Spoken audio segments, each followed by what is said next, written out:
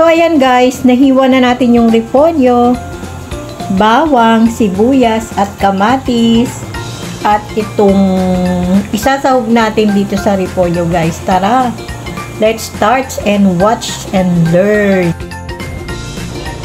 Ayan guys, mag-isa na tayo guys. Buksan natin muna yung kalan. Natapos ko lang yung premiere ko guys, bago po tayo magluto ulit.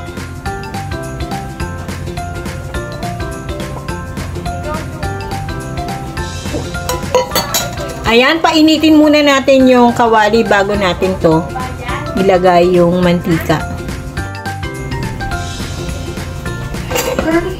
Ayan guys, mainit na. Lagyan natin ng mantika. Ay, lagyan natin ng yung pork. So, when you're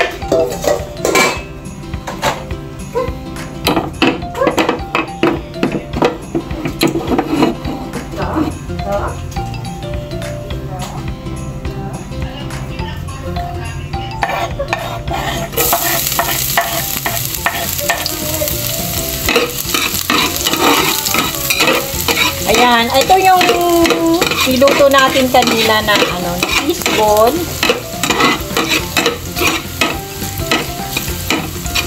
Sabi ko nga, maraming option yung fishball na yan, maraming luto, maraming klase ang pwede natin lutuin sa homemade na fishball ni Gorachay guys. Ayan.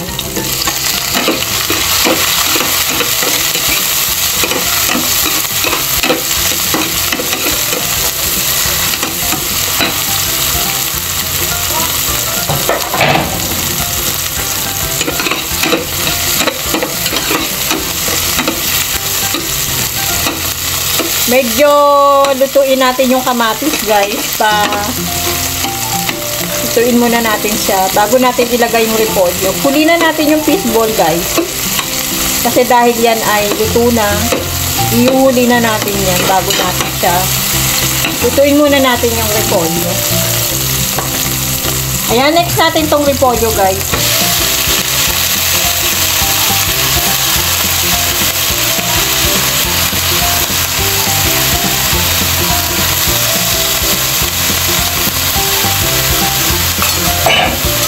Wala siyang ibang sahog, kundi fishball lang guys. Tapos ihahalo na natin yung sarsa dyan. Para medyo manamis-namis yung luto natin. Ayan. Sa mga hilig ay ang gulay. Bawal ang maraming karne. Guys, kung naaalaman nyo na guys, na ang karne ay hindi dapat tayo kakain araw-araw ng karne.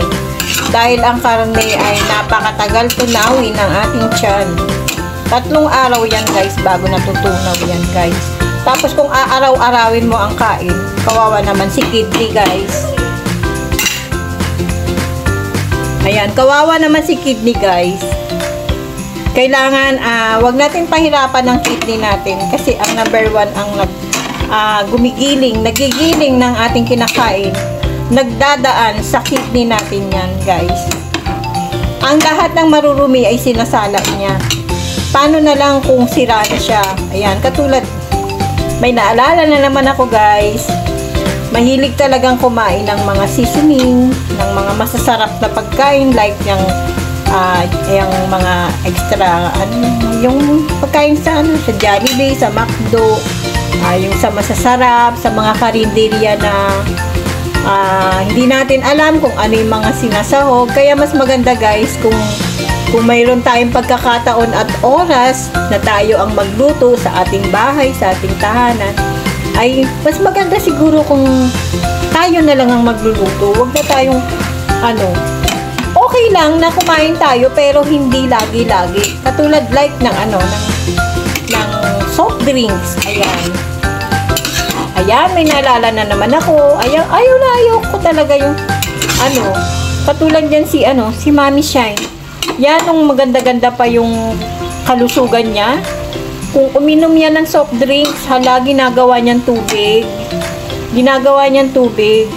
ayaw sumunod, ayaw makinig, kaya ayan ang nangyari sa kanya. Kaya guys, dapat alagaan natin yung sarili natin. Doon na lang tayo sa mga healthy food. Magluto tayo ng sarili natin.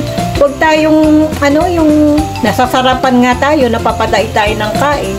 Hindi naman nagiging okay ang natin, ang tiyan natin, ang sa loob ng tiyan natin, hindi siya nagiging okay.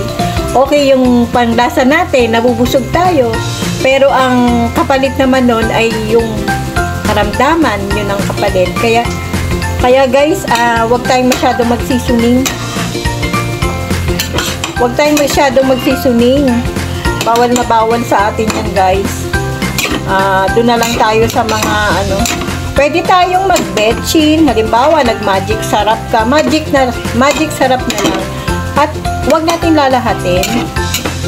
Kung mag-betchin ka na lang. Huwag ka nang mag-magic sarap.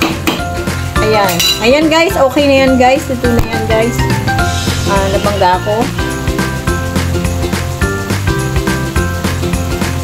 I-next na natin guys. Ayan.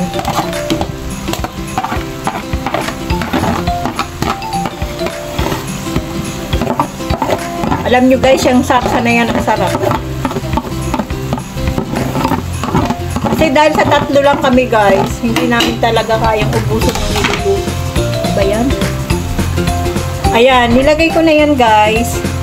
Dahil sa 3 lang kami guys, mas marami na nga to talaga. Hindi namin talaga kayang ubusin. Hindi pa kami masyadong malakas kumain dahil nga yung asawa ko bawal masyadong marami. Tapos yung bunso ko, kung kumain yan, mga mga 5 kutsarang sandok lang ang kinakain yan. Naku, ano ba naman dito sa amin, alam nyo guys, ngayon ko lang nahihiligang magluto. Kaso ang pamilya ko naman ay hindi naman napakain. Kahit man ako guys, hindi ako masyadong makain. Malakas ako sa ulam, pero sa kanin hindi ako malakas. Tapos kapag nagugutom ako, kain lang. Tapos pero hindi mas marami, hindi madaming kain. Yun, nasanay ako sa ganung kain guys. Kaya, ayan, tingnan nyo guys, tingnan nyo guys, sarap yan guys. Hindi ko na yung lalagyan ng betchin, hindi ko na yung lalagyan ng kahit na anong pampalasa. Kasi dahil nga dito sa fishball na to, malasa na yan.